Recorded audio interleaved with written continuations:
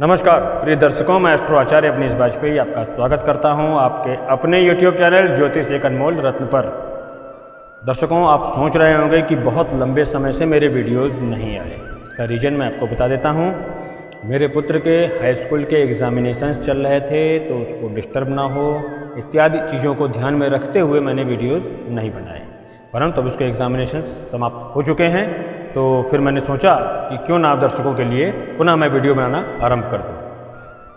लेकिन आज हम एक सीरीज प्रारंभ करने जा रहे हैं कि अगर लग्न में सूर्य हो तो कौन सी लग्न? 12 लग्न, यानी 12 राशियां। अगर समझिए मेष लग्न में है सूर्य, वृष लग्न में है सूर्य, मिथुन लग्न में है सूर्य, तो सूर्य के लग्न में प्रभाव क्या होते हैं, इस संबंध में मैं विषय बनाऊंगा। ऐसे ही करके सूर्य का 12 भावों में मैं प्रभाव दिखाऊंगा। लग्न कोई भी हो सकती है, मेष भी हो सकती है, वृष भी हो सकती है। ऐसे ही करते करते मैं 12 लग्नों के हिसाब से, 12 भावों के हिसाब से सूर्य का पूरा प्रभाव बताऊंगा। इससे आप लोगों को अपनी कुंडली को देखते ही समझ में आ जाएगा कि आपके जीवन में क्या चल रहा है। तो ये वीडियो दर्शकों, मैं आपको पहले बता दूं, यह वीडियो थोड़ा सा लंबे जरूर होंगे, परंतु बहुत ही कारगर और आपके काम के होंगे। मुझे आशा है आप लोग इसे अवश्य ध्यान से देखेंगे। और एक बात मैं आपसे जरूर कह देना चाहता हूं, अगर जिन लोगों ने मेरा चैनल सब्सक्राइब नहीं किया है, कर लीजिए। यह सीरीज बहुत ही अच्छी है, आपके बहुत काम की होने वाली है। तो चलिए प्रारंभ करते हैं। सबसे पहले मैं बात करूंगा कि प्रथम यानी लग्न भाव में अगर सूर्य हो तो लग्न कौन सी? अब मैं बोलता हूं मेष लग्न। अगर मेष लग्न में सूर्य प्रथम भाव में हो तो क्या होता है? मेष राशि का सूर्य अगर लग्न में होता है तो ऐसे जातक की बुद्धि प्रायः विलक्षण होती है। पुत्र संतान अक्सर देखा गया है ऐसे लोगों को एक ही होती है। जातक क्रोधी तो होता ही है, महत्वाकांक्षी भी होता है, विद्वान भी होता है, बचपन में किसी चोट के कारण कोई जख्म होता है, उसको सामर्थ्यवान होता है, प्रभावशाली होता है, अधिकार संपन्न होता है।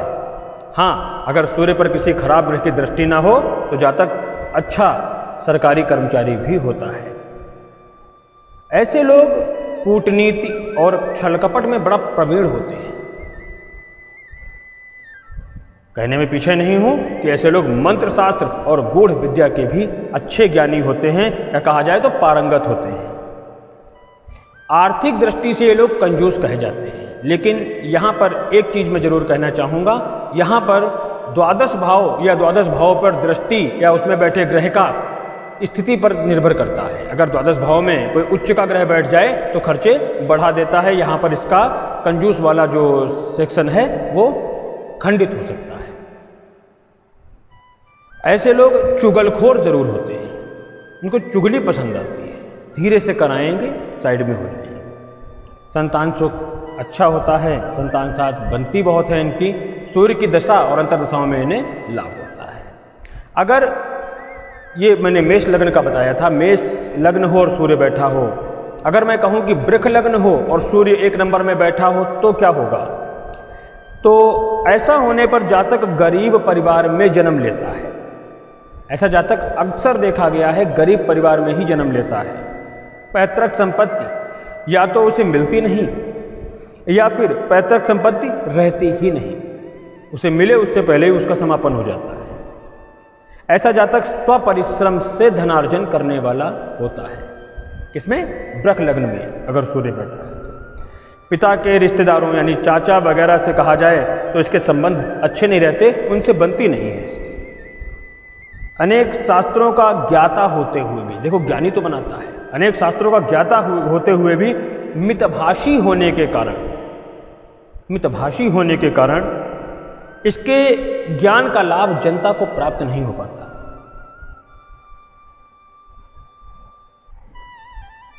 और स्वभाव में कहा जाए तो थोड़ी क्रूरता रहती है। सूर्य की दशा या अंतर्दशा जब भी होगी तो लाभ प्राप्त होकर बड़ी उन्नतियां होती जरूर है। ये कौन सी बताई? वृष लग्न। अब मैं कहूं कि मिथुन लग्न हो और सूर्य 1 में बैठा हो तब क्या होगा? मिथुन राशि का सूर्य लग्न में होने पर जातक को बचपन में शारीरिक कष्ट बहुत होते हैं। या स्वभाव से स्थिर, क्षमा करिएगा, अस्थिर या स्वभाव से अस्थिर और अपने पुरुषार्थ से जीवन में यश प्राप्त करने वाला होता है। ऐसे जातक कामातुर बहुत होते हैं, वाद विवाद में कुशल रहते हैं, पारिवारिक जनों से इनका कोई खास मेल मिलाप नहीं रहता। सूर्य की दशा या अंतर्दशा जब भी आती है, ऐसे लोगों को साधारण फल ही देखने को मिलते हैं।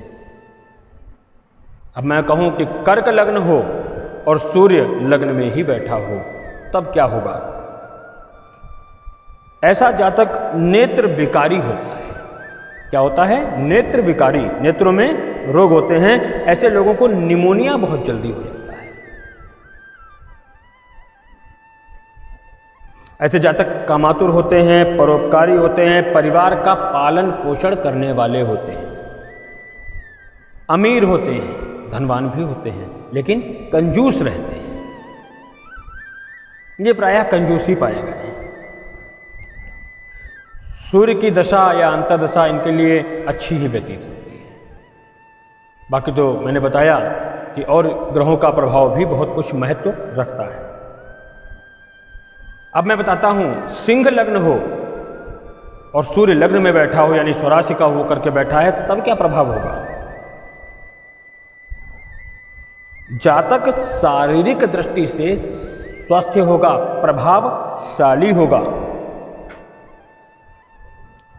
पराक्रमी होगा, कामातुर और स्वभाव से अत्यंत ही जिद्दी होगा, नेत्र विकारी भी होगा, रतौंधी इत्यादि की समस्या भी ऐसे जातक को रहती है।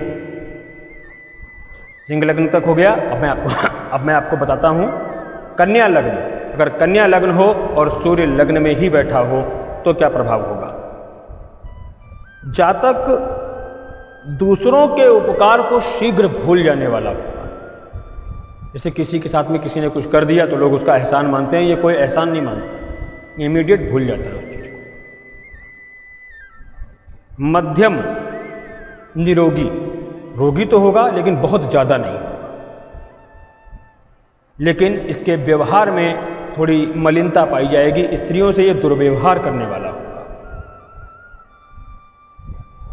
वैवाहिक जीवन में दुखी रहेगा, कुछ हद तक सुस्वभाव का होता है, स्वयं के लिए ही सोचने वाला होता है, स्वार्थी भी कह सकते हैं इसको। सूर्य की दशा या अंतर्दशा आने पर थोड़ी बहुत प्रगति देखने को मिलती है, कोई खासा इसमें लाभ नहीं होता। अब मैं बात करता हूं, तुला लग्न हो, 7 नंबर की लग्न हो और सूर्य लग्न में बैठा हो, यहां पर वो नीच का होता है, तो क्या होगा? जातक शारीरिक स्वस्थता की दृष्टि से बहुत ही कमजोर रहेगा, बहुत ही कमजोर रहेगा, हड्डियों में भी कमजोरी रहती है, रोगी होता है, आलसी होता है। ऐसे जातक को सावधान रहना चाहिए, कैंसर जैसे रोग भी इस पर हावी हो सकते हैं। आर्थिक स्थिति अच्छी नहीं रहती, संतान सुख भी बहुत अच्छा नहीं रहता, संतान प्रायः कम होती हैं, अगर मान लो हो भी गई तो उनसे बनती नहीं है, समस्या रहती है। नेत्र विकार तो रहना स्वाभाविक है ही है। अगर सूर्य नीचांश में भी है, परम नीच का हो गया, तो पागलपन के दौरे आने की संभावना भी बना देता है।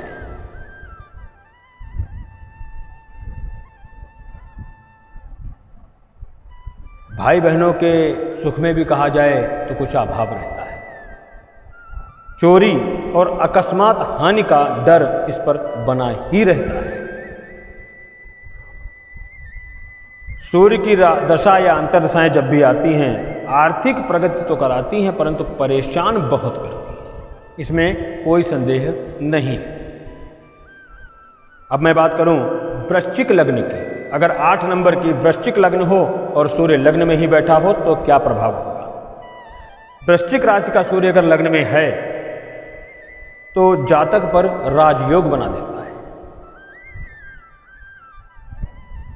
ऐसे जातक को धन बहुत बड़े मात्रा में मिलता है। खराब ग्रहों का बहुत प्रत्यक्ष रूप से कोई प्रभाव ना हो तो बहुत अच्छे परिमाण में धन उसको प्राप्त होता है। जातक पिता को भी सुख देने वाला होता है। बचपन में स्वास्थ्य ठीक नहीं रहता, परंतु बाद में स्वास्थ्य अच्छा हो जाता है, निरोगता आ जाती है। सूर्य की दशा या अंतर्दशा का काल अच्छा ही व्यतीत होता है। यह कहा जाए जीवन के बहुत सारे कुछ अच्छे पल इस सूर्य की दशा या अंतर्दशा में व्यतीत होते हैं। अब मैं बात करता हूं धनु लग्न की। अगर धनु लग्न हो और सूर्य लग्न में बैठा हो तो क्या प्रभाव होगा? धनुराशि का सूर्य लग्न में अगर है तो जातक प्रतापी भी होगा, अधिकार संपन्न रहता है, सामाजिक एवं राजकीय दायरे में सफल होता है। सामाजिक एवं राजकीय दायरे में सफल होता है। व्यापार करे तो उसमें भी लाभ होता है। सूर्य की दशा या अंतर्दशा सभी प्रकार से लाभप्रद ही रहती है। अब मैं आता हूं मकर लग्न 10 नंबर की। अगर मकर लग्न होगी तो सूर्य का, और लग्न में सूर्य भी बैठा है, तो क्या प्रभाव देगा? शारीरिक दृष्टिकोण से कहा जाए तो स्वास्थ्य साधारण रहता है, ना बहुत अच्छा ना बहुत खराब। स्वभाव जिद्दी कर देता है, जिसके कारण अक्सर जातक अपना नुकसान करता है। जिद के कारण ही इसका नुकसान अक्सर होता है।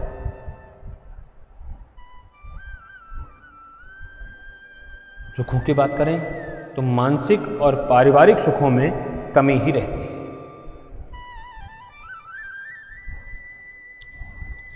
विवाह की संभावना थोड़ी बढ़ जाती है, एक से अधिक विवाह की संभावना बन जाती है। आत्मघात की प्रवृत्ति आती है। ऐसे लोग आत्मघात की तरफ बहुत स्पीड से बढ़ जाते हैं।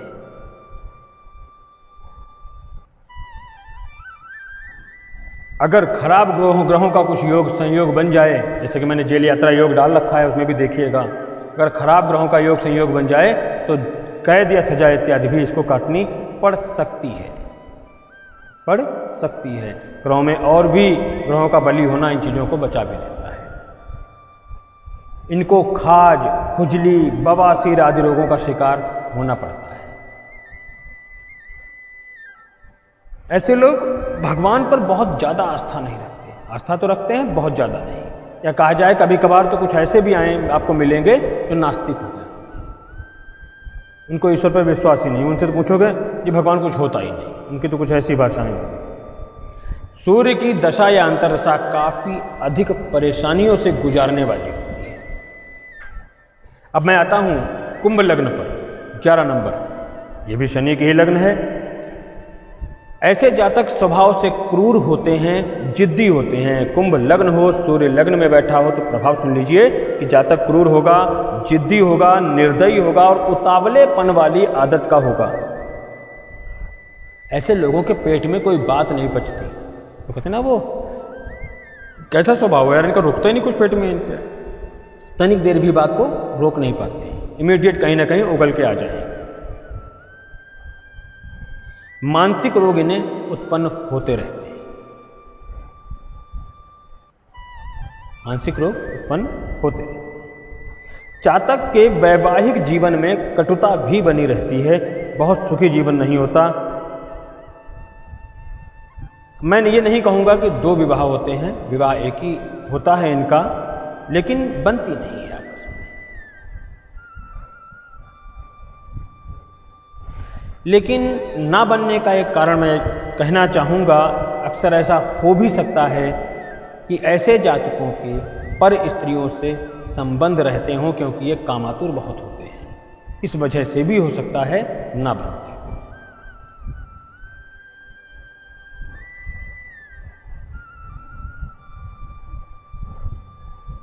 कुछ आचार्यों का तो इसमें मानना है कि परिस्थिति संबंध नहीं भी बनते हैं।